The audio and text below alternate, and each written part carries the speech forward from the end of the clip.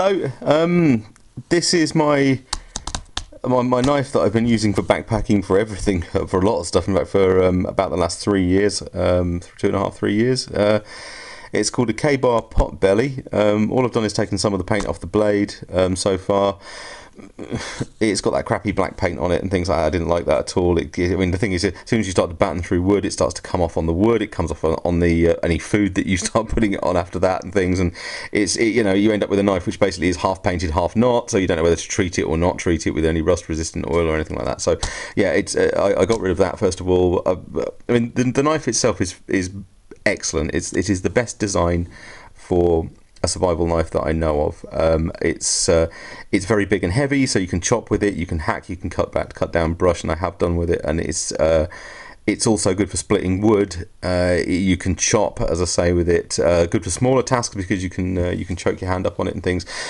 The problem with it is these crappy accessories it comes with, the sheath, the crappy handle scales, and the crappy black paint all over it as well. So I thought to myself, what I'm going to do is buy myself something like a Rat 7, something like that, a cheaper one, maybe, well, roughly the same price. Say this was about £100-ish, maybe another £100 for a Rat 7. So I thought, right, I'll go out and buy one of those. And I thought, no, do you know what? I'm going to invest what I think is probably going to be more like £70 or £80, maybe a bit more, and I'm going to fix it. I'm going to make it actually the knife that it can be, rather than just trying to get rid of it or something like that. So, or just keeping it and leaving it in a drawer. So I thought, I've only got the one big knife like this. I mean, it's not like I collect them or anything. So I thought I'll just try and make that better. And if it doesn't work, it doesn't work, and we'll sort of deal with that. But yeah, so here we go. Right. Scales off and paint off. Internet shopping. New stuff. Got the scales up and the liners, and glue the vulcanized fibre liners onto the scales. There you go. Scallop that edge first, so that because obviously my tools haven't got the capabilities doing stuff like that once it's on the knife. Cut some pins, drilled it, and get ready to stick the lanyard hole in, which is a bit of gas pipe.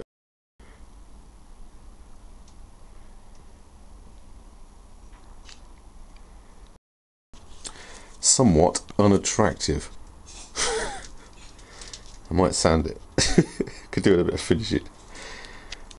Sander, upside down in a vise. Cut off the pins and the lanyard hole, take a bit of the extra material off, and reprofile.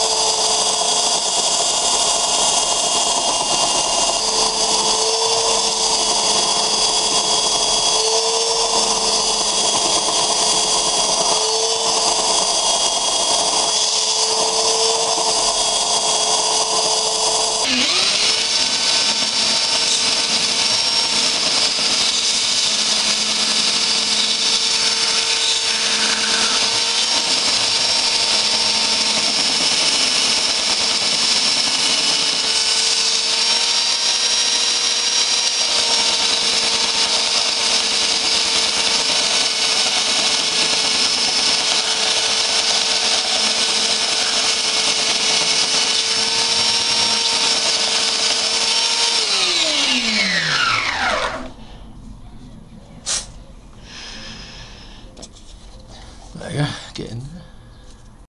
Right, I've kind of reached the end of the capabilities of the upside down sander, so I'm doing it, it's in the vise, and I'm just giving it the once over with this sort of round profile file, and that should be the profiling done. Filing's done, so turning it and sanding the edges.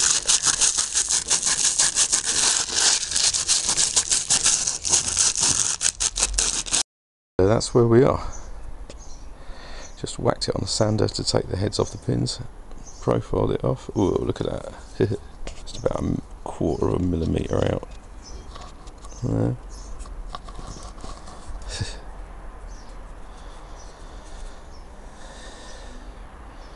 Ooh, a little bit needs taking off there.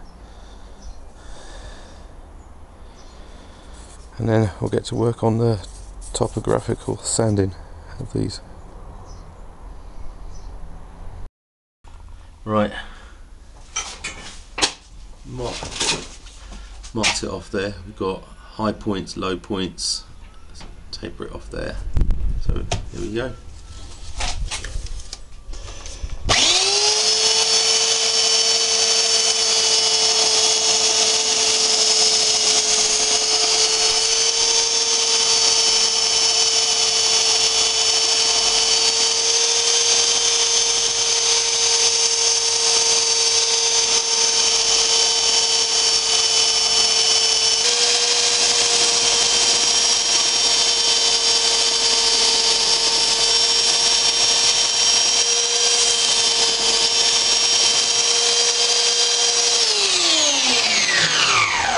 There you go. So you can start to see a bit of that swell starting to develop there. I need to even that up on the other side. Yeah. So that's the grip that I was talking about around there, and obviously that will need evening up and smoothing in. So there it is. It's coming along. It's nowhere near there yet, but obviously you've got these squared edges which are uncomfortable to grip, but yeah.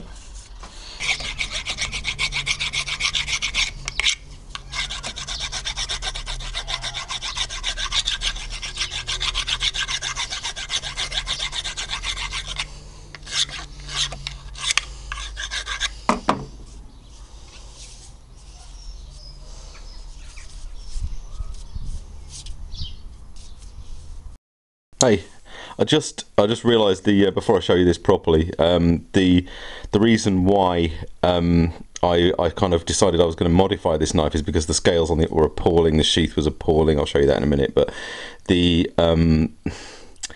reason that I chose this to modify, I suppose, over anything else, or I mean, apart from anything, I haven't got another knife like this. I've only got a couple of knives, but the this for me is the shape. I mean, for a start, you've got this kind of sweep like a kukri. It also borrows slightly in style from the sort of Tom Brown tracker. You've got that sort of Nesmuk as well sort of shape there. It's I'm not 100% sure about that incredibly narrow I don't know what the sort of convex grind, but it is it is shallow. I mean, you know, it's not too brittle, and obviously it hasn't actually been a problem yet. Also slightly you know, reduced thickness on the tip coming from that swedge that you can batten down on it. It does destroy battens more quickly. I could flatten it off. I haven't done.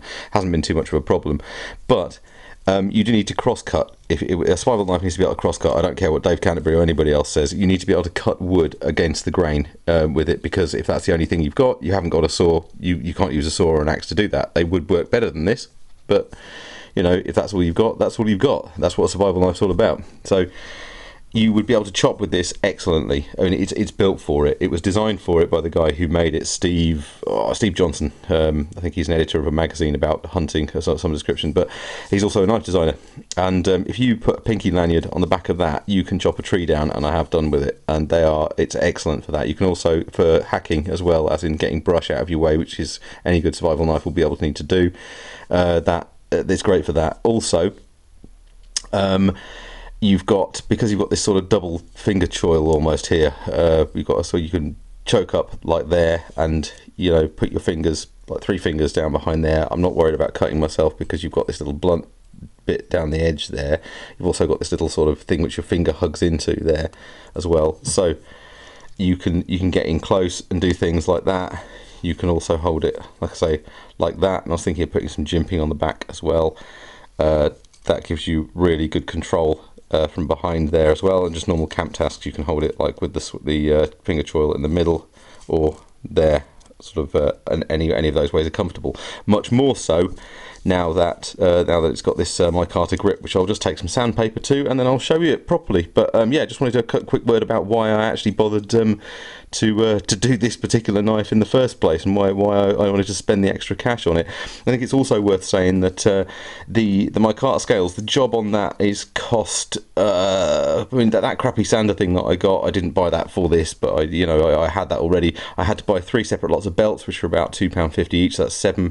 Micarta, because it's in such huge chunks, I mean, the normal size sort of 4 or 5 inch piece of micarta won't do the handle this size, so I had to buy a sort of a bespoke piece of it. That cost me about £20 for the scales, so that's 27. Pins were free. They were that was a bit of gas pipe, I think, but there was some epoxy as well I had to buy. It was about £5, a very expensive, well, relatively expensive for epoxy, is this chemical steel stuff for bonding metal, specifically grey stuff.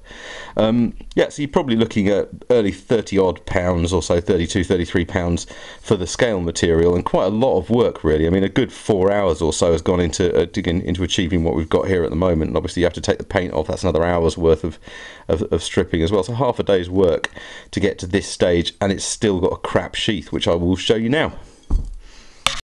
Hey, okay, so that's the knife done. I'll concentrate on the sheath, show you the knife in a minute. This is the sheath that it comes with. I don't want to go too much into why I hate this thing, but it had a huge pouch on the front that I could stick my fist inside that, and I have not got small hands. I can get my whole hand inside this pouch, and it was a cord top closure, like with a bungee cord on it, or paracord, or sort of like a shoelace, and it was useless. I mean, I don't really understand why it was on there, but you could fit a lot of stuff in there. It's just that it was so baggy and filled out. It was also lined. It had no drain holes, so it used to get very, very wet in there as well, and with no sealant on the top. But also, just behind that, you've got a companion knife that's kind of strapped to the side of it as well.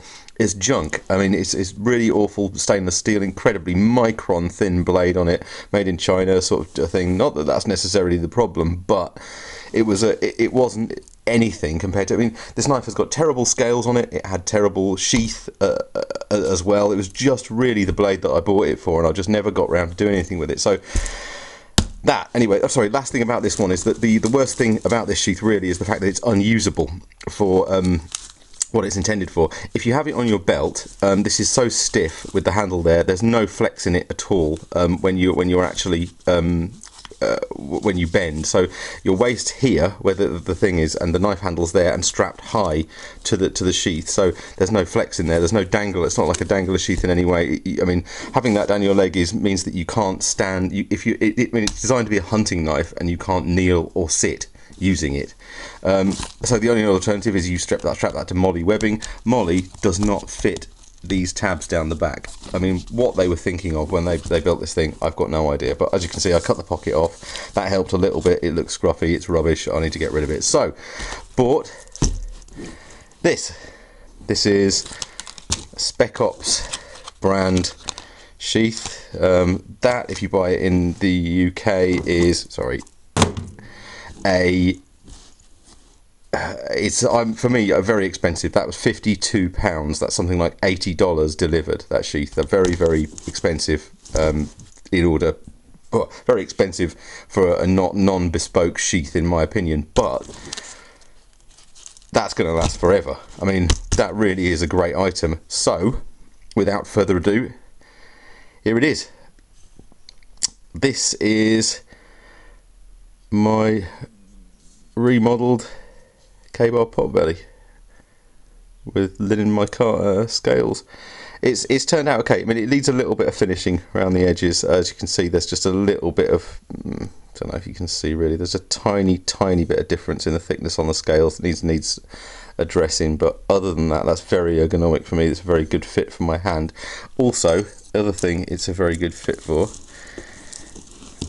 try to do this one-handed, well, so very good fit. Yeah, I mean, this is the 8-inch version of the sheath, and the maximum width that it's meant to take is 1 3/4 inches inside, and this knife is exactly 1 3/4 inches at its widest point.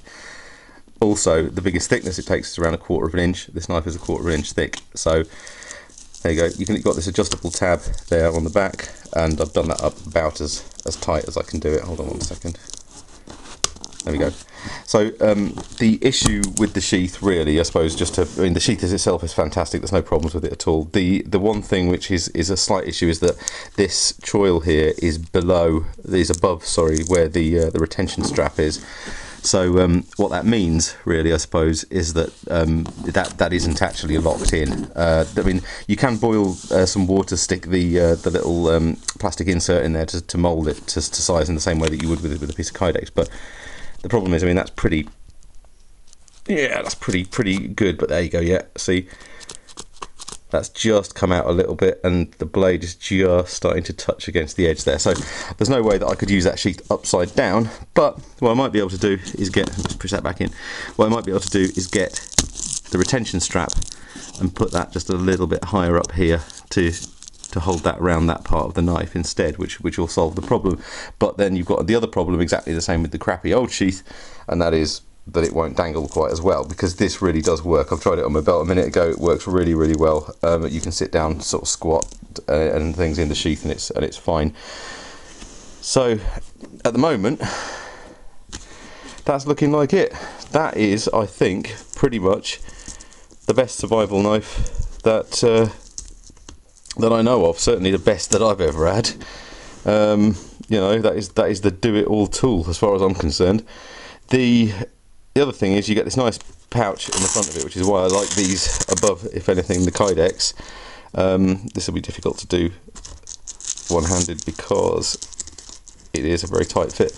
But I've got the UST Strike Force, and as you can see, that's got like a little sticky out bit on the edge there, which is yeah, I'm having a little bit of trouble getting in and out because of that. But so that is a tight fit, but hang on one second, we put the camera down, I'll show you.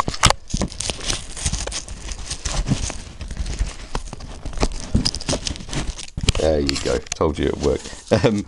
So you go, UST Strike Force fits in there, and that just closes down over the top like that. So in there, basically, you've got the best fire steel, in my opinion, that you can buy, the best ferro rod and best survival knife, and this is a hell of a sheath that it comes in as well.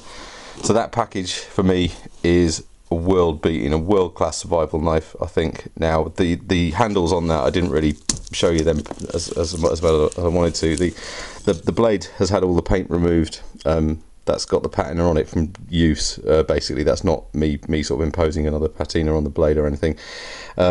They are much grippier and more comfortable than what was on there previously. I mean, that is a very substantial handle now. The problem is as well, this is the other issue that I have with this. The problem is in terms of this being a backpacking knife, it used to be heavy with its old sheath, with no ferro rod capabilities really, because I'd taken the pouch off because it was so rubbish. Now what we have, ferro rod in there, sheath and knife. I just weighed on the digital kitchen scales, 808 grams. Now that is axe weight, there's no doubt about that. So what we have now is a very good survival knife, which had better be good, because it weighs the same as what you'd normally expect an axe to weigh. I think the copper pins have worked quite well as well. Those copper pins were part of a what's the word? It's the Tommy bar across the adjusting bar that comes across from a G-clamp. I just sort of took it off, and it turns out they were copper all the way through when I cut them, so I just used them. That's a piece of yeah, I see the state of that. That does need countersinking. But yeah, I mean, it's only just finished, and I've sort of rubbed it down with 150 grit sandpaper, so that's not actually the final finish on it, but it is it's worked out pretty well. I mean, that's a much better knife than it used to be, and that was a very good knife when it started, and the sheath was awful. It's now got the sheath that'll match it basically, and in terms of how good it is. Yeah, so there you go. Cool. Cheers.